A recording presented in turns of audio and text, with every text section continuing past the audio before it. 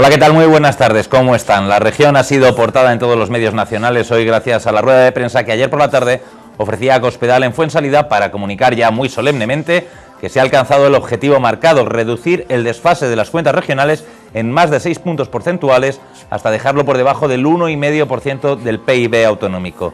Los populares se muestran eufóricos, tienen el titular que querían. Han logrado poner orden en las cuentas de la región. Los socialistas, por contra, ven trampas contables a la hora de cuadrar esas cuentas y, en todo caso, dicen que este objetivo de Cospedal ha sido a costa de demasiado sufrimiento ciudadano. Al tiempo recuerdan desde el PSOE que la presidenta ganó las elecciones con una agresiva campaña electoral que ofrecía empleo a cambio de voto y que, lejos de mejorar las cosas, pues Castilla-La Mancha tiene hoy 70.000 parados más que cuando Cospedal llegó al gobierno y además es la región con mayor destrucción de empleo de toda España en estos 20 meses transcurridos. Vamos a hablar largo y tendido sobre estos números en nuestro 19 horas de este miércoles 6 de febrero. Bienvenidos.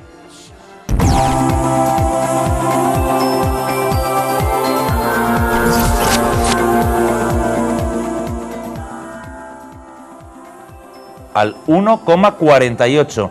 Eso es lo que ha conseguido el plan de ajuste de María Dolores de Cospedal al frente del Ejecutivo en el año 2012. Así de orgullosa se mostraba ayer.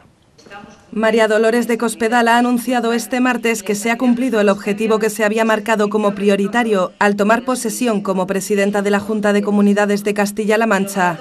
El déficit se ha reducido desde el 7,7% hasta el 4,8%, algo que ha compartido con todos los castellano-manchegos. Voy a agradecerles a quienes tengo que agradecer la posibilidad de la noticia que hoy quiero contar. Y es agradecer a los hombres y mujeres de Castilla-La Mancha todos los esfuerzos que han realizado durante los últimos 17 meses.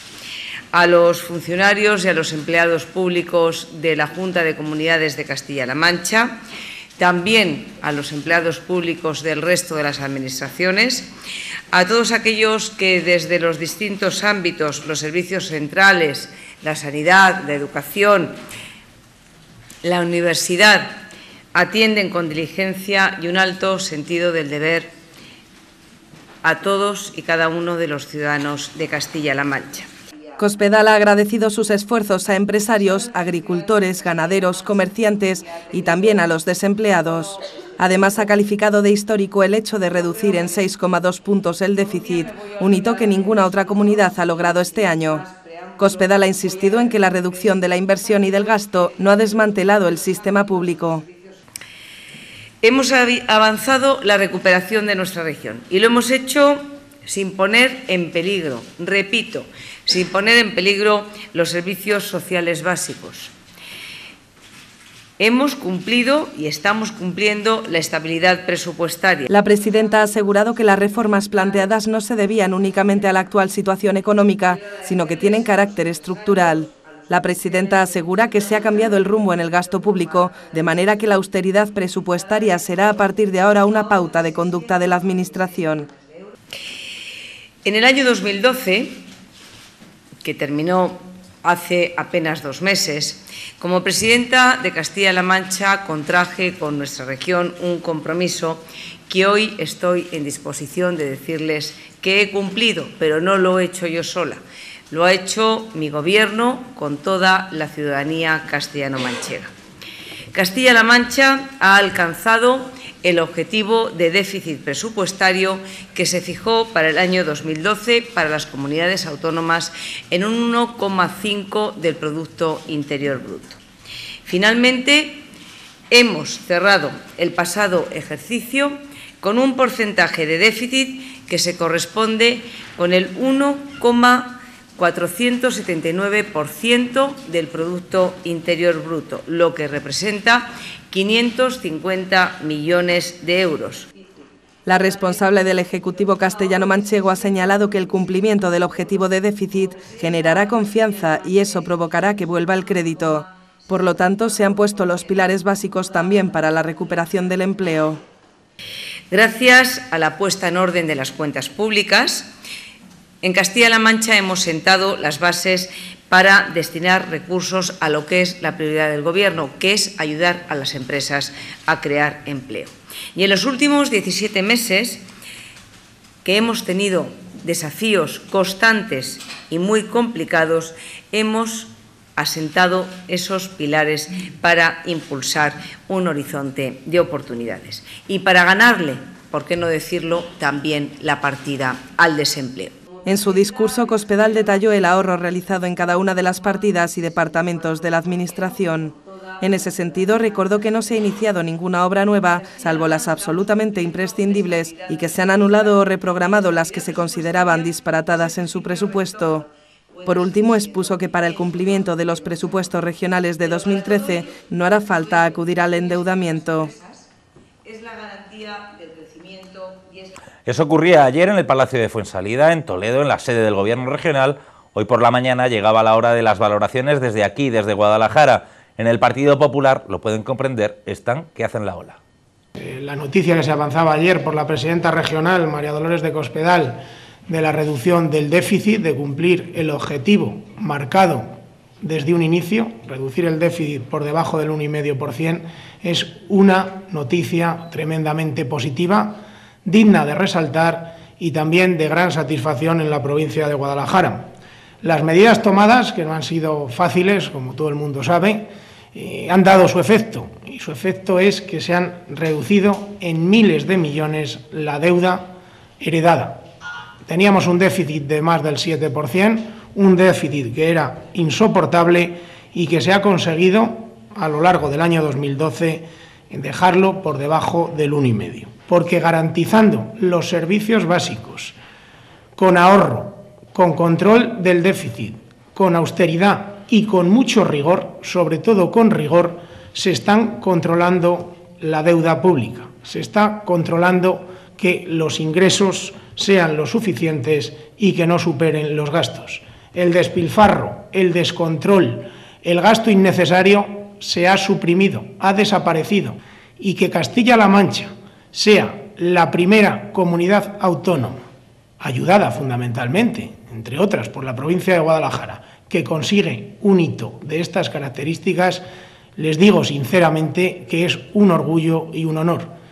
Y ese orgullo esperamos todos y deseamos que sirva para dos aspectos fundamentales, que los está esperando toda la sociedad.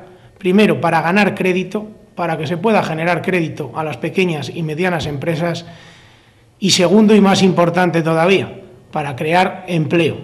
Si las fuentes de riqueza, sea turismo, sean exportaciones, crecen, si se controla el gasto, si hay rigor, si hay austeridad, todas las medidas que se han tomado tienen su sentido y todos los esfuerzos realizados también tienen su recompensa. Y esto es una gran esperanza para un gobierno como es el de María Dolores de Cospedal.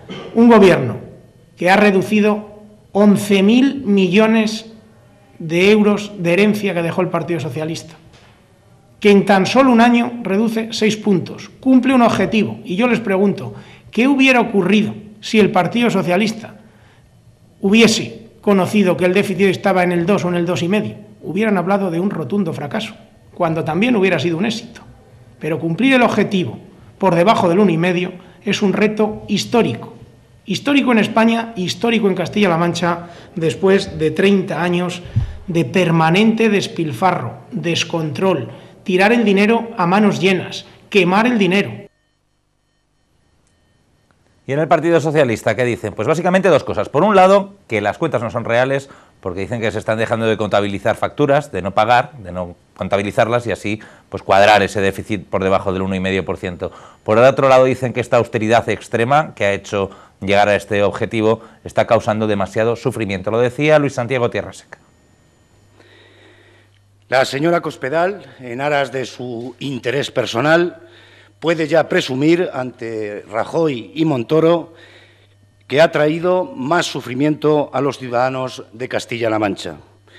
Presume de ser la primera de la clase en el cumplimiento del objetivo del déficit, objetivo que en sí solo es loable si con ello consigue de alguna forma paliar su promesa electoral y de compromiso del discurso de investidura, que, como recuerdan, era la del empleo, el empleo y el empleo. Lo que ha traído la señora Cospedal es paro, paro, paro y sufrimiento. No es cierto que el Gobierno de Castilla-La Mancha haya cumplido con el déficit, porque está dejando de contabilizar muchas obligaciones reconocidas y retrasando pagos a ayuntamientos, empresas, asociaciones. Algunos datos que avalan lo que acabo de decir. Con los datos del mes de octubre de ejecución presupuestaria dados por el propio Gobierno Cospedal, lo que ha hecho es convertir la deuda comercial en deuda financiera. Ella detallaba ayer lo que llama ahorro y yo denomino brutales recortes. Hablaba de que había un ahorro en gastos de personal de 540 millones de euros y se olvida de decir que a costa del despido de más de 10.000 empleados públicos. Habla de ahorro en bienes corrientes y servicios de 224 millones de euros y se olvida de que han subido los gastos financieros en 135 millones. Habla de ahorro en transferencias corrientes y en transferencias de capital de 696 millones, que supone la reducción de prestación de servicios como la ayuda a domicilio, la teleasistencia, la dependencia, los recortes en comedores escolares, en rutas escolares, los libros de texto, en fin, esos son recortes, no es ahorro. Y habla de ahorro en transferencias de capital de 328 millones de euros.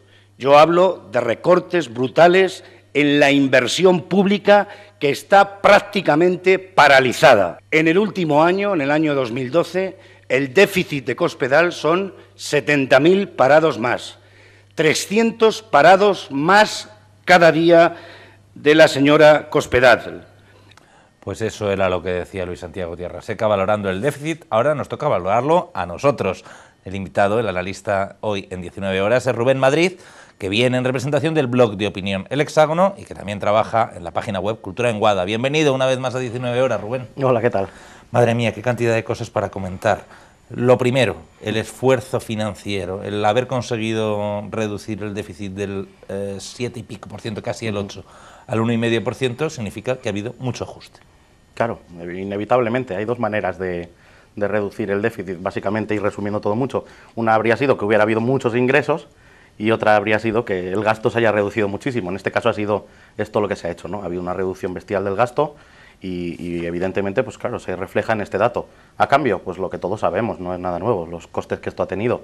Costes que unos ponen el acento en que han sido muy sangrantes y otros, lógicamente, pues vienen a decir que el fin justifica un poco los medios, ¿no? Ahí es donde está el debate de las prioridades políticas. Esto no deja de ser dos modelos de afrontar la crisis. Y obviamente el kit de esta cuestión, Rubén, será saber si este sufrimiento, si este quitar prestaciones, si este recortar en servicios esenciales, por más que dice que los servicios básicos están garantizados, se ha recortado en muchas cosas y muy importantes para mucha gente, tiene frutos a medio o largo plazo en generación de empleo, porque hasta la fecha los datos no avalan ningún fruto, al revés. Claro, esto es la madre del cordero y es un tema muy complicado porque de hecho es de lo que se trata y de lo que venimos hablando mucho tiempo. Básicamente, claro, lo que hay que ver, según Cospedal, un poco el objetivo del déficit era el primer objetivo, el objetivo anterior a el que de verdad todos creemos que es el prioritario, que es la generación de empleo, la principal preocupación de los ciudadanos. Eso dijo y lo ella, que ellos en campaña prometieron, claro. Y en su discurso ella de investidura, en su discurso de investidura, ella, lo recuerdo perfectamente, el discurso dijo que tenía 3 objetivos para su legislatura en Castilla-La Mancha: empleo, empleo y empleo. Claro, así lo dijo. Los propios carteles de las elecciones dejaban ese mensaje muy claro. Por eso digo, bueno, tal vez haya que dar un poco de margen de tiempo, porque es verdad que llevan muy poco tiempo gobernando. Luego hay que atender a que hay 3 frentes para mí básicos. Uno es, evidentemente, las cuentas públicas. El tema del déficit es un dato importantísimo en ese sentido. Otro tema muy importante que enfrenta la crisis es el tema de la propia calidad de los servicios, y aquí incluyo también un poco el que haya inversiones o no haya, y por otro lado la generación de empleo. Claro, el Partido Socialista critica que se ha bajado mucho en la parte de calidad de servicios, y estoy muy de acuerdo, pero también es verdad que ellos las otras 2 partes no las consiguieron, ni ellos consiguieron bajar el paro, ni tampoco consiguieron que las cuentas fueran equilibradas. El PP ha conseguido una de las 3 también, tampoco ha conseguido garantizar la asistencia con la mejor de las calidades y a la vez subir el paro, o sea que de momento para mí no está conseguido el objetivo, claro. Otro análisis que a mí se me viene a la cabeza es que recuerdo perfectamente cuando se hablaba de la deuda, cuando se hablaba de cómo se había quedado la región y de cómo estaba, decía siempre, no sé si lo recuerdas, el anterior presidente, que la deuda era perfectamente asumible.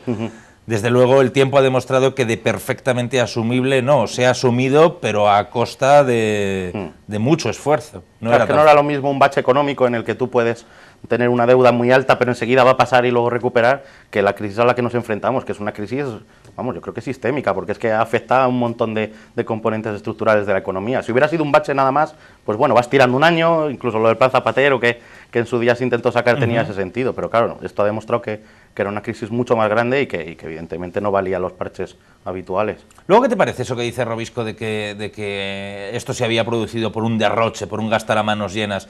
Más parece, o al menos esa es mi idea, más parece una crisis de ingresos que de gastos, ¿no? Los gastos estaban en donde se había considerado que tenían que estar para mantener el estado o el nivel de servicios que había, y se hunden los ingresos y eso es lo que provoca el agujero. Claro, es que efectivamente es eso. Hombre, es cierto que en Castilla-La Mancha se gastaba mucho dinero, entiéndase mucho en el buen sentido incluso de la palabra, en temas como educación o bienestar social. Evidentemente, claro, cuando los ingresos sostenían ese gasto, pues será todo perfecto, porque es lo que hablábamos antes un poco. Uno de los objetivos básicos de cualquier gobierno supongo que será dar la mejor asistencia a sus ciudadanos. Claro, se hunden los ingresos y ahí han tenido que ver pues a todos los niveles la crisis económica y entre otras la del ladrillo, y claro, pues evidentemente se nos desequilibra todo. Yo no creo que haya sido un derroche en el sentido que muchas veces dice, y que yo le veía un poco a Robisco, el sentido de derroche, de quemar dinero, como decir, se estaba gastando en cosas que no eran importantes.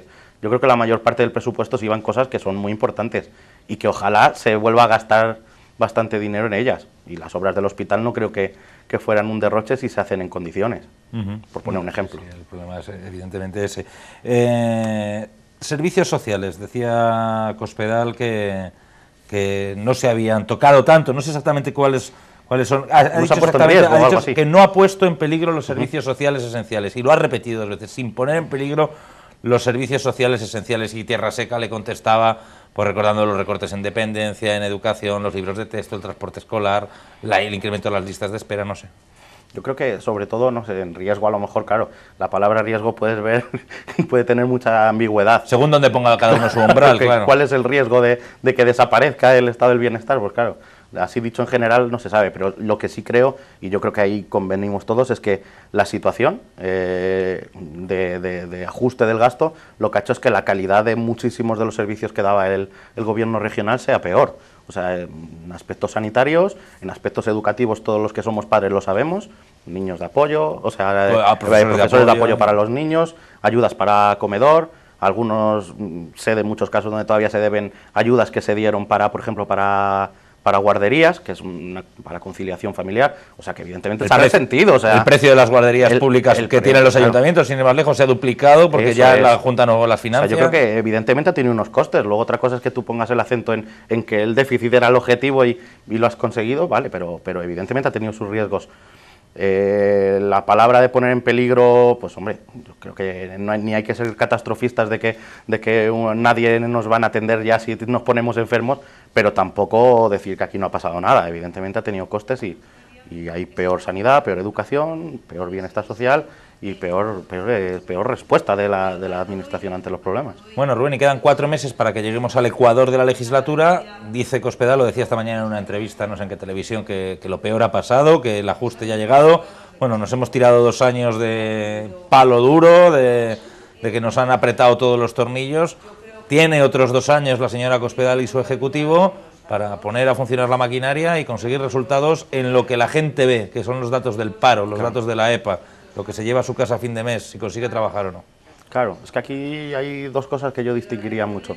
Por un lado, los propios datos económicos que no dan señales de que se esté remontando. O sea, de hecho, aquí nos estamos basando en una reducción del déficit, pero con un PIB que también ha caído. O sea, Castilla-La Mancha es menos rica que en 2013 que en 2012, cuando empezamos. Los datos de paro siguen siendo incluso peores también en 2012 que en 2011, que ya eran suficientemente malos. O sea, por un lado, eso tiene que cambiar para que podamos decir que evidentemente se está recuperando. Ella habla desde el punto de vista de la gestora de una casa, esa casa que es la Junta, ¿no? Pero claro, aquí hablamos de los datos que responden a la realidad de la sociedad y creo que ahí tiene que cambiar mucho. Por otro lado, sí que creo que habrá buenas señales porque el gobierno regional ha mantenido una estrategia que creo que tiene muy bien pautada, de que lo más duro iba a ser al principio, porque según nos acercamos a las elecciones hay que ir dando síntomas de que la cosa va mejorando. También hasta hace, vamos, incluso en algunos momentos hasta ahora podemos ver que ha habido una especie de ¿cómo te diría?, de concurso de acreedores encubierto dentro de las prácticas de la administración regional, al no pagar. Yo creo que todo eso se va a ir liberando, entonces claro, eso también contribuye a que las cosas vayan yendo mejor, pero yo creo que son los datos a los que antes me refería los que nos tienen que dar una indicación de que esto va mejor. No le llaman brotes verdes ahora los populares porque la expresión está muy manida, pero se agarran mucho a eso de las exportaciones que han subido, a datos macroeconómicos que ellos interpretan que es la antesala de una recuperación de la confianza, de la inversión y bueno, pues a ver si es verdad, si aciertan, porque si aciertan nos irá bien a todos, Rubén. Claro, yo sobre todo creo que es muy importante eso, el dato del paro y algunos datos que a veces se nos olvida. Yo insisto mucho que la economía de un país no es solo la economía de sus empresas, también es una parte importantísima y sobre todo a la hora de hablar de empleo, pero también es muy importante la economía doméstica, al final son los que gastan. Es verdad que si las empresas van mal no hay trabajo, pero es verdad que si la gente no gasta tampoco hay empresas. Entonces no hay que descuidar también hacer políticas para incentivar esa otra parte. Creo que para que haya desarrollo empresarial se están poniendo las bases, vamos a ver. A ver si nos desahogan también un poquito desde Bruselas, si nos dejan un poquito de cuerda para poder invertir, para poder generar empleo, se puede bajar el IVA, que por eso, es una por situación, ejemplo, una cosa a la que me refería, ¿no? En fin. Vamos a cambiar de tema, nos venimos a hablar de la provincia. Vamos a recuperar primero una rueda de prensa que se produjo ayer, pero que la recuperamos hoy por dar una visión más conjunta de lo que ha sido Fitur en su última edición. Nos viene bien además que esté Rubén porque se ha pasado allí varios días. Primero, un balance que realizaba el diputado provincial de Turismo, hablando del éxito que ha tenido la presencia de Guadalajara en la feria madrileña. La Diputación ha realizado un balance de lo que fue su presencia en la última edición de Fitur, celebrada la pasada semana en Madrid. La institución ha gastado finalmente unos 30.000 euros en la promoción de Guadalajara en esta feria de turismo, de nuevo dentro del stand de Castilla-La Mancha. El diputado responsable se mostraba satisfecho con los resultados. Hemos cumplido las expectativas y tengo que resaltar que a tenor de los datos el balance es positivo en el sentido de que se ha conseguido vender Guadalajara y posicionarnos como destino turístico de calidad. Parra ha señalado que los datos oficiales marcan un incremento del 1,3% de los visitantes profesionales respecto al año anterior, mientras que el público general se ha mantenido estable. Dice que han cumplido los objetivos con los que acudieron a la cita. En resumen, hemos conseguido ofertar Guadalajara y Castilla-La Mancha en 518 metros cuadrados como una tierra para los sentidos, que combina el patrimonio cultural y las tradiciones con la gastronomía y todo nuestro potencial natural.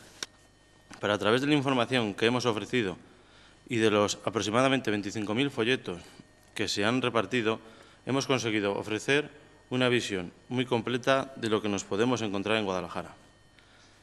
Hemos repartido numerosos folletos de las 5 renovadas rutas turísticas que ya presentamos y que hemos editado recientemente. Y también, como novedad, hemos aprovechado para repartir el nuevo mapa provincial de carreteras, accesos y caminos que presentamos también.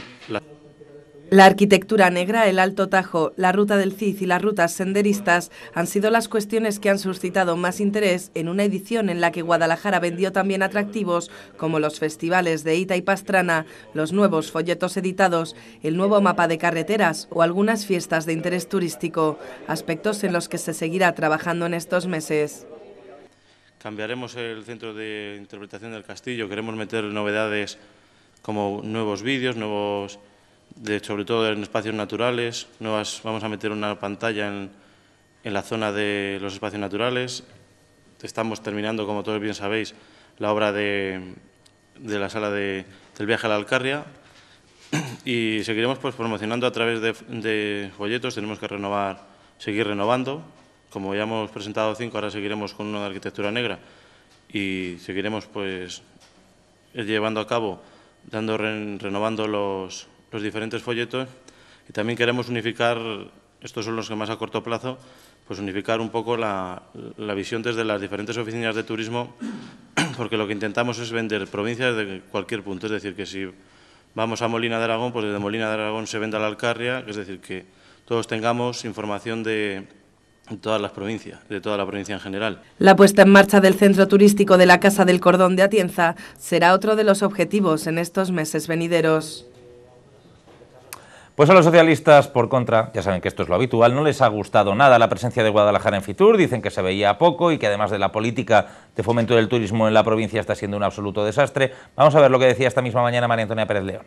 Mire, es que yo creo que habría quedado mucho mejor la Diputación si no hubiese hecho un balance, porque solo hace falta ojos. Todo el que estuvo allí pudo ver que la representación de Guadalajara se ha quedado reducida a un mostrador más pequeño que esta mesa, en el que se traslada una forma de ver la provincia anticuada, en la que no se aprovechan todas las inversiones realizadas en los 3 o 4 productos más más importantes de la provincia y que atraen a los turistas hasta nuestra provincia y luego los reparten, como son la marca Arquitectura Negra, en la que se han invertido 2.300.000 porque 700.000 se devolvieron, como es el Alto Tajo, como es el CITUC, el Centro de Interpretación Turística de Torija, al que se ha puesto una barrera para entrar, que no es ni más ni menos que la entrada, y desde luego lo que resulta ya rocambolesco es que ni siquiera se haya aprovechado ese escenario para trasladar la inversión ahora mayor que tiene la Diputación, que ya tiene proyecto, que ya tiene continente y contenido, que es la Casa del Cordón, está llamado a ser uno de los mejores museos etnográficos de este país y ni siquiera para eso lo han aprovechado. En definitiva, que han trasladado una imagen muy pobre de Guadalajara, han trasladado lo que está ocurriendo ahora en el turismo, bajan las pernoctaciones, bajan las visitas, 20.000, 30.000 en cada uno de los casos, visitantes, y eso supone para nuestro mundo rural una pérdida importante de ingresos y de dinamismo económico, porque cierran casas rurales, cierran comercios rurales.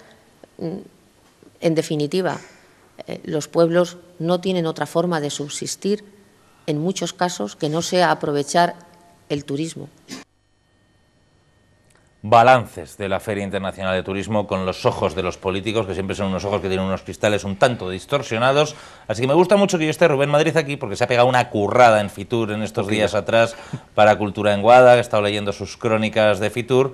Y bueno, yo creo que nos puede dar una visión un poco objetiva de, por lo menos a ti, como periodista, por lo menos intereses no tengo. Que no tienes interés en que te vote nadie, porque no te presentas a ninguna de las elecciones y no tienes más interés que el defender la tierra donde vives y contarle las cosas. ¿Qué te pareció la presencia de Guadalajara en Fitur con sinceridad?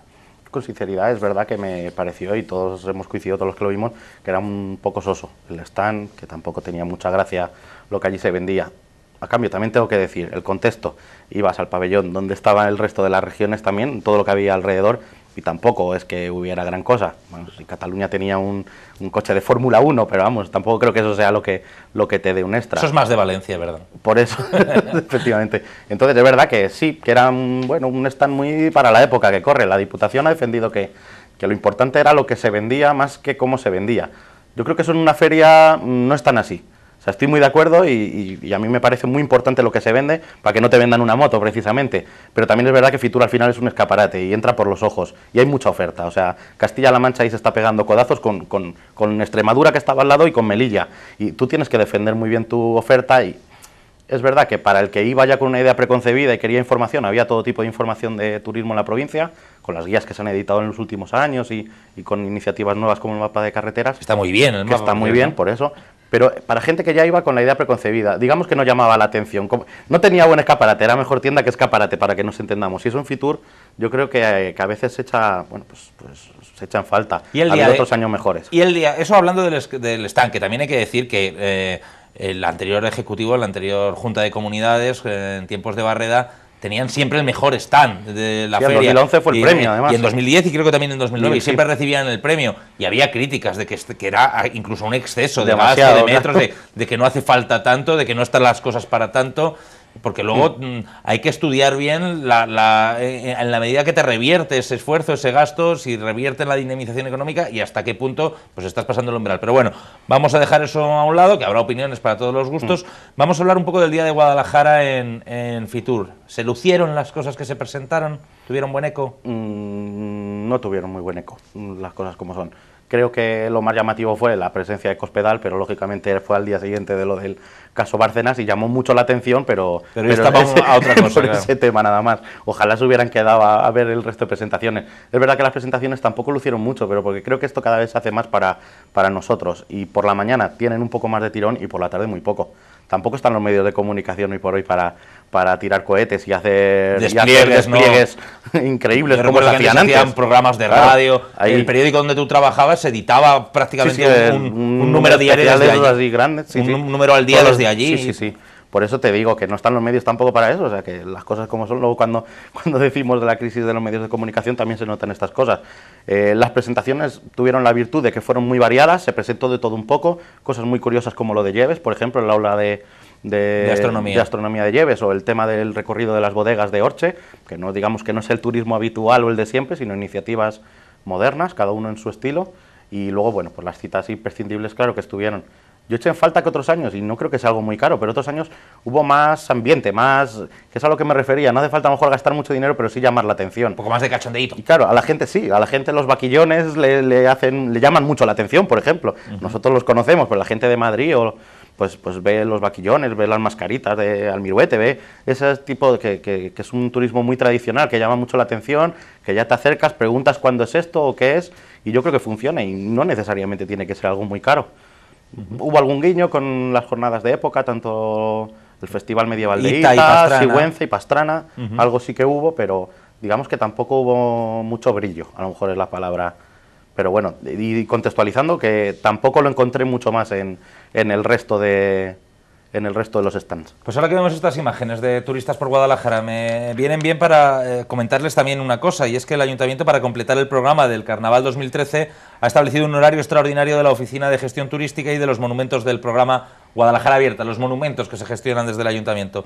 Desde mañana jueves Lardero hasta el miércoles de ceniza se van a abrir estos monumentos por la mañana de 11 a 2 y por la tarde de 3 a 7, exceptuando el domingo. ¿Le gusta a Isabel Nogueroles abrir la caseta turística más horas y poner visitas guiadas y tal cuando llegan estas celebraciones y estas festividades, y sabe coordinar bien los momentos, que si el maratón, que si ahora muy bien, hay que intentarlo, o sea, es que hay que intentarlo y es el momento. A mí me parece buena iniciativa. Luego al final es verdad que te encuentras cada vez más, algo que no ocurría tanto antes, pero cada vez más te encuentras gente por la calle Mayor preguntándote por dónde puede ir, dónde puede comer, o sea que hay algo de turismo, pues sí, claro que les tienen que dar información y que estén los recursos abiertos.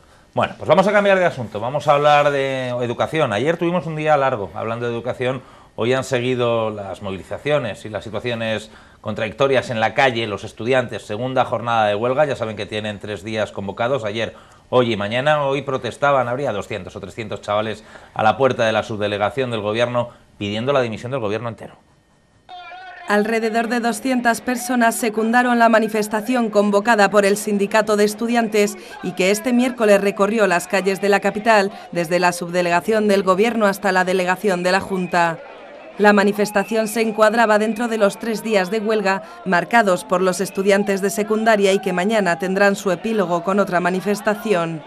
En este caso, la concentración partirá del Palacio del Infantado a las 6 de la tarde y finalizará en la delegación de la Junta.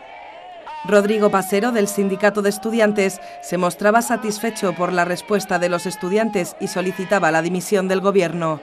Hoy la huelga ha sido superior a la del día de ayer, ¿no? Y en torno al 80% de los estudiantes, bueno, pues han faltado a clase, que es una demostración más, ¿no?, del rechazo que hay, del clamor que hay en la comunidad educativa frente a los ataques que el Partido Popular está lanzando contra la educación pública, ¿no? De hecho, estas 2 últimas semanas han sido también una demostración de cuáles son las intenciones del Partido Popular y aquí en concreto en Castilla-La Mancha, ¿no? El anuncio de nuevos profesores, nuevos despidos de profesores, el anuncio de destinar 583 millones de euros en los 4 próximos años a la educación privada, demuestra realmente que lo que está detrás de todo esto, los planes del Partido Popular, por donde pasan es precisamente por convertir la educación pública, la educación, que es un derecho al que no vamos a renunciar, pues lo pretenden convertir en un negocio lucrativo para unos cuantos. No podemos aceptar y no vamos a aceptar que un gobierno que ha perdido toda la legitimidad, ¿no?, que presuntamente pues ha estado cobrando sobresueldos, pida ningún tipo de sacrificio para los jóvenes y para los trabajadores, y por lo tanto desde el sindicato de estudiantes pedimos, ¿no?, la dimisión del gobierno, porque desde luego no puede seguir gobernando en las condiciones en las que estamos actualmente. Entre los manifestantes se encontraban varios alumnos de la Escuela de Hostelería, centro que este fin de semana sufrió un robo de cableado. Ello ha provocado que se suspendieran las clases teóricas al carecer de luz, teléfono y calefacción. Una de sus alumnas confirmaba que desconocen cuándo podrán volver a sus clases. De momento nada, el lunes fue el día que estuvimos allí, estamos en contacto con ellos, los profesores tampoco sabían nada porque fue llegar y estar todo de esas maneras, y ahora no sabemos, estamos en contacto con ellos, pero de momento no hay plazo, a la espera. Cabe recordar que los alumnos de la Escuela de Hostelería llevan meses sin poder realizar clases prácticas por falta de presupuesto. Pues ahora les voy a contar un poco de intrahistoria de esto del mundo del periodismo. A los periodistas, cuando suceden jornadas como esta, una huelga de estudiantes, pues nos gusta lo que se llama ir a las fuentes oficiales. Hoy teníamos ocasión. La coordinadora de educación de la Junta de Comunidades en Castilla-La Mancha comparecía en rueda de prensa por otro asunto, estaba en una rueda de prensa relacionada con COCENFE, pero el caso es que estaba allí y hemos aprovechado los periodistas para preguntarle, bueno, queríamos preguntarle sobre la valoración de la huelga de enseñanzas medias, si es cierto lo del 75% o si son medios, o sobre la orden que va a regular el profesorado el año que viene y de la que le hablábamos ayer. Observen cuál es la política comunicativa que lleva la Junta de Comunidades, aquí hemos hablado alguna vez de ella, cuando se le pregunta a alguien que no es el delegado. Vamos a ver, yo estoy en este acto representando a la Junta de Comunidades al respecto de este proyecto. Si tiene usted otro tipo de preguntas sobre educación, le agradecería mucho que respetara esta norma y que sea el propio delegado como máxima representante quien las conteste, por supuesto, con mi colaboración en todo lo que sea necesario y preciso. Gracias. Yo sí le voy a hacer una pregunta, si me lo permite, sobre otros temas de educación, y luego ya usted es libre para decirme que no me contesta, pero yo sí que se la voy a hacer, porque creo que es mi obligación como periodista y con el respeto que le tengo al resto de compañeros y al tema que se trata aquí. Quería preguntarle sobre la orden de plantillas de profesorado que se publicó el pasado viernes y la supresión de plazas que supone para Guadalajara. Quería saber a qué criterio responde esa reducción de plazas y qué reducción de alumnos se prevé para el próximo curso. Vamos a ver, con todos mis respetos y de verdad, esto es un acto para presentar este proyecto y nos tenemos que remitir aquí. Entiendo su deber como periodista y de verdad que se lo agradezco por el respeto a la libertad de expresión y por el gran trabajo que están haciendo los medios de comunicación, pero le ruego entiéndame a mí que en estos momentos tengo que contestar esa pregunta a través del delegado de la Junta de Comunidades. Y no se preocupe usted que se les dará toda la información lo más clara y lo más transparente posible y que bueno, no confundamos unidades jurídicas con cupos que no tienen nada que ver, ¿de acuerdo? Gracias. Y esto es lo que hay, que digo yo, que si una coordinadora de educación no puede hacer una valoración sobre algo como lo de los estudiantes o lo de la orden, Rubén, pues que no se coloque delante de una rueda de prensa, porque es que casi es peor el remedio que la enfermedad. Claro, es que es así, es que es la persona más adecuada para responder a esa pregunta. Es que es la máxima responsable de la educación en esta provincia. Claro, claro.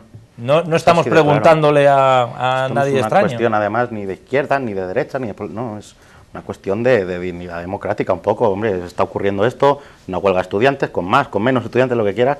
Lo mínimo es que haya un portavoz por parte del gobierno regional que salga claramente a decir eso. Si ella no es la persona más adecuada, apaga y vámonos, pero no sé si al final alguien ha dado la información, ha respondido a vuestras preguntas. No había convocatoria hoy, claro, seguramente si José Luis Condado en su próxima comparecencia, que eso sí que ha mejorado la cosa, ahora comparece todas las semanas, semanalmente. Se le puede preguntar, pero claro, hay cosas que son del día a día, hay cosas que son de actualidad, que son del día a día, es la coordinadora de educación. Yo creo que debería dar un giro. Tampoco costaba nada, si yo no digo que haga una valoración política si considera que no debe hacerla, pero por lo menos decir, pues según nuestros datos es del 30 y tantos %. Ha habido incidentes, no ha habido incidentes, lo que ha pasado con la escuela de hostelería, que está todo el mundo preocupado, y bueno, pues lo mínimo. Luego ya si tiene un discurso más profundo, que nos lo dé, pero bueno, que lamentablemente es algo que estamos viendo todos los días y yo creo que todos los compañeros lo hemos dicho, por activa, por pasiva, unos en altos, otros en bajo, pero que la política de comunicación de la Junta está siendo muy mala. Y estaba dispuesta a contestar preguntas siempre que tuvieran que ver con el acto de COCENFE al que ella había acudido. Claro, pero es que aquí hay un error de partida, y es que es verdad que tú convocas porque hay un acto o porque quieres trasladar una serie de cosas,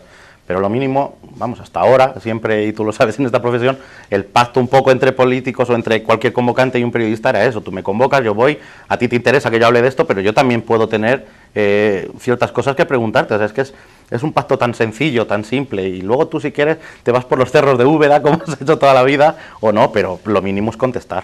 Pues es lo que hay. Por cierto, hablaremos de ese acto de COCENFE, de ese balance que han hecho esta mañana de un proyecto que se llama Educar en Valores y que han desarrollado a lo largo del último trimestre, pero eso va a ser después de la publicidad. 5 minutos de descanso, ahora seguimos.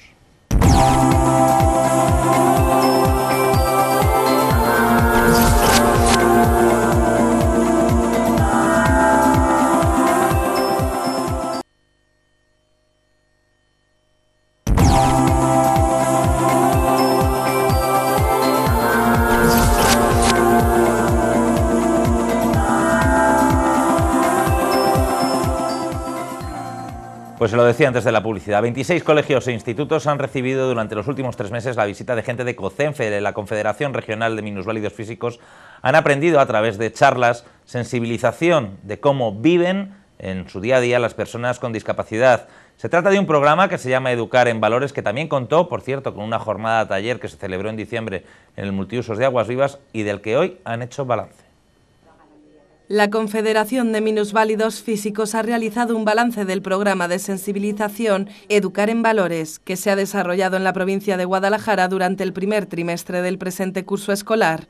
Un proyecto que ha consistido en la organización de charlas en centros educativos para dar a conocer las particularidades de la vida para los discapacitados.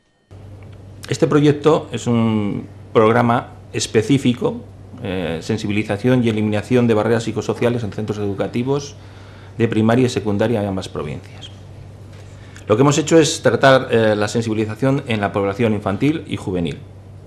Hemos pretendido, por un lado, difundir la información sobre la discapacidad y sensibilizar en el trato de personas con discapacidad.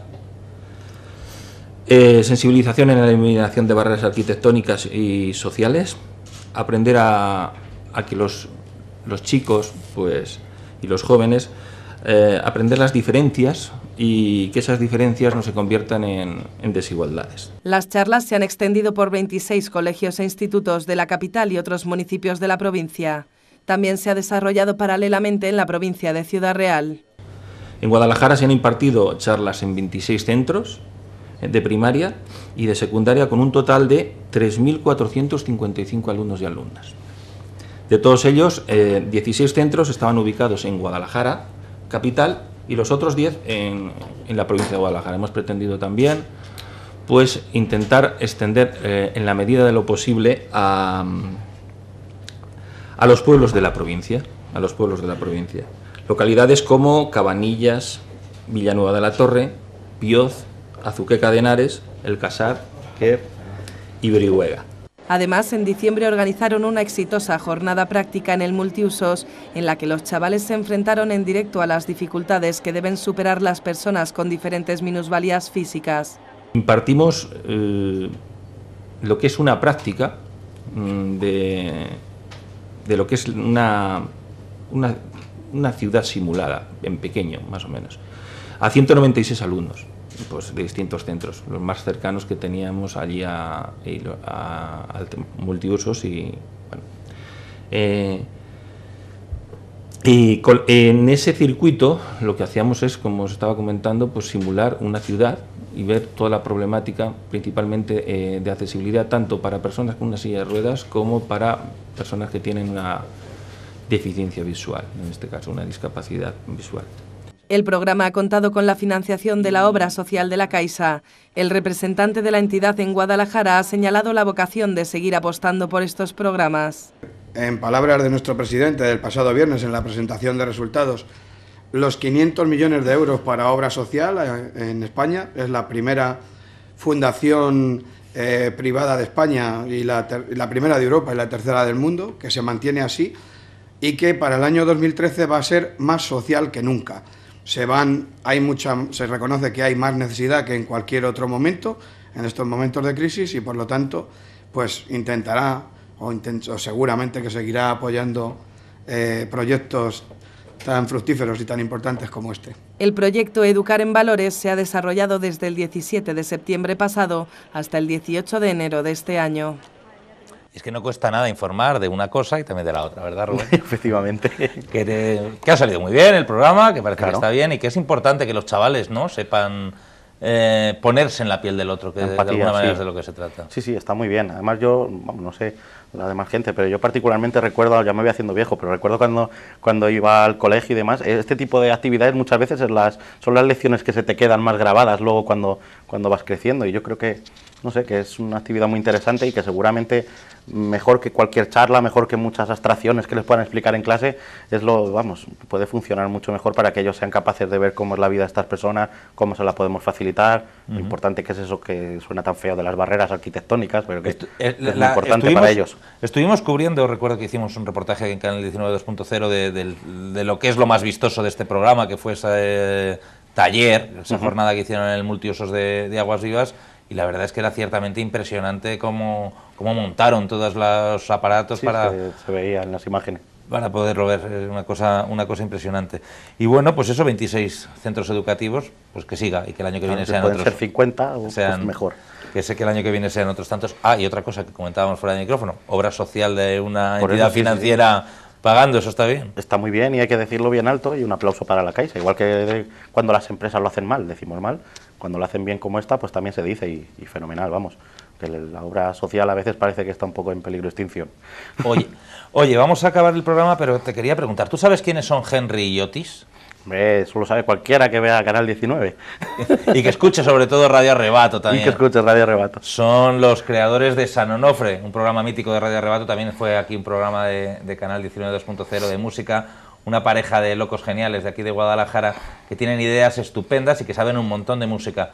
La última idea es una propuesta que nos lanzan para mañana. Seguro que ustedes tienen ganas o de comprar, o de vender, o de cambiar esos discos de los de antes, de los negros redondos con agujerito, los vinilos. Un mercadillo en el Chinaski.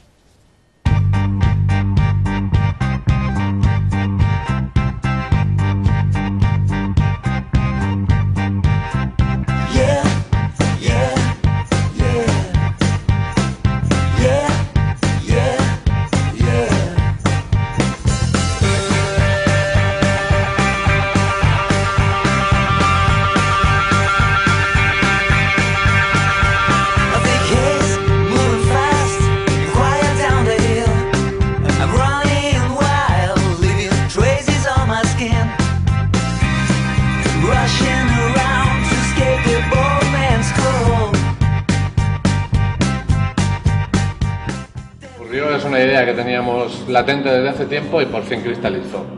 Entonces consiste en que cualquiera puede venir con una cantidad de discos indefinida, puede traer incluso un solo disco de vinilo y ponerlo a la venta. Se trata de que es un mercado de compra-venta y permuta de discos de vinilo. No hay ningún tipo de límite en cuanto al formato, es decir, puede ser single, 7 pulgadas, 10 pulgadas, o un 12 pulgadas, es decir, un LP, un larga duración. Tampoco hay ninguna restricción en cuanto a estilos, aquí cabe de todo, desde la copla hasta el punk, pasando por el garaje, el surf, la country music. No hay límites, esto es San Onofre. Sufrir, gozar, permutar, convivir, compartir, crecer y pasárnoslo de bandera.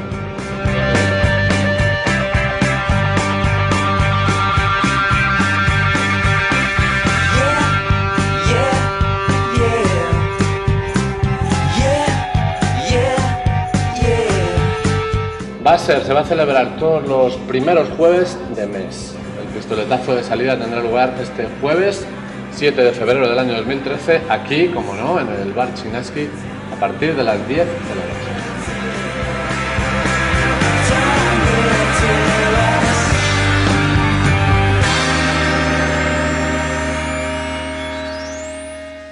Mola, ¿eh? Nos gusta la música antigua, pues es un buen sitio seguro para ir y descubrir esos discos que no hay ya en ningún sitio. Claro. Mañana a las 10 de la noche en el Chinaski, que tiene, por cierto, una colección de vinilos estupenda. Increíble, sí. Con Otis al mando de la nave. Es un disjockey estupendo. Puedes cambiar los vinilos y tomarte unos vinillos. Eso está muy bien dicho, sí, señor. Bueno, pues con rock and roll nos vamos por hoy. Muchas gracias, Rubén, por haberme acompañado una semana más aquí analizando la actualidad en la mesa 19 horas. Es siempre un placer contar con tu presencia. Gracias a vosotros. Y a ustedes ya lo saben, todos los días a las 7 de la tarde tenemos una cita con el análisis de la actualidad en esta mesa de Canal 19 2.0. Esto es 19 horas, nos vemos.